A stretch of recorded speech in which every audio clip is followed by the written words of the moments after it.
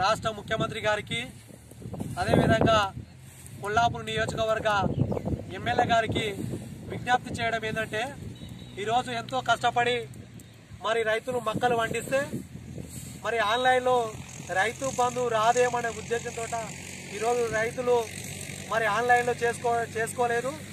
మరి ఈరోజు అదే సాకుగా తీసుకొని మొక్కలు పండించిన రైతులు 18 రోజులు నడుస్తున్నా ఈ రోజుకు కొనుగోలు చేసినటువంటి దాఖలాలు లేవు।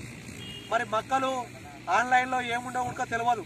మరి ఈరోజు మరి మొక్కలు కొనను అని చెప్పినటువంటి ముఖ్యమంత్రి గారు 1850 రూపాయలు మరి ప్రకటించడం జరిగింది। మేము సంతోషిస్తున్నాం। కానీ మొక్కలు ఎవరైతే రైతులు ఉన్నారో ఎలాంటి షరతులు లేకుండా మొక్కల్ని కొనుగోలు చేయాలని తెలంగాణ దళిత దండు నుంచి డిమాండ్ చేస్తున్నాం।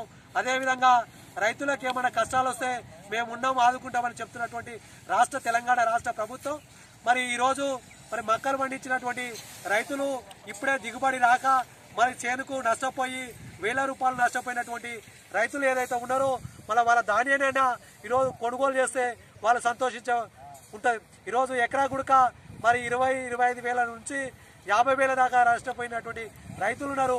అకాల వర్షం కురచడం వల్ల మరి ఈరోజు తెలంగాణలో యావత్ తెలంగాణలో రైతులు నష్టపోవడం జరిగింది।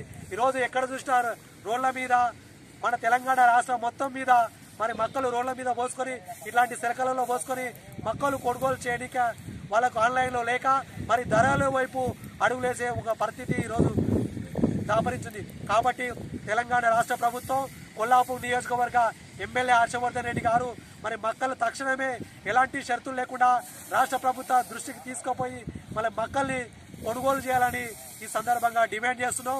మరి రైతులు ఇబ్బందులో ఉంటే మరి అలాంటి గోసం మనకు రాగుదు। మరి ఇప్పటికే అకాల వర్షం వల్ల మన తెలంగాణలో రైతులు నష్టపోవడం జరిగింది। కనీసం దిగుబడి అయినటువంటి పంట ఏదైతే ఉందో వాళ్ళు సంతోషంగా దీపావళి శుభ సందర్భంగా వాళ్ళు అమ్ముకొని వాళ్ళ ముఖాల్లో మరి సంతోషం చూడాలని డిమాండ్ చేస్తున్నాం। మరి ఈ విధంగా మీరు కొనుగోలు చేయకపోతే రాష్ట్ర వ్యాప్తంగా ఉద్యమాలు తప్పమని హెచ్చరిస్తూ మరి ముఖ్యమంత్రి గారు మరి రాష్ట్ర ప్రభుత్వం చొరవ తీసుకొని ఇక్కడ ఉన్నటువంటి ఎమ్మెల్యే గారు ఇంట్రెస్ట్ తీసుకొని ముఖ్యమంత్రి గారి దృష్టికి తీసుకోపోవాలి, లేకపోతే రైతులు చాలా ఇబ్బంది పడే పరిస్థితి ఉంది। కాబట్టి ఈ సందర్భంగా మీకు తెలియజేస్తున్నాం।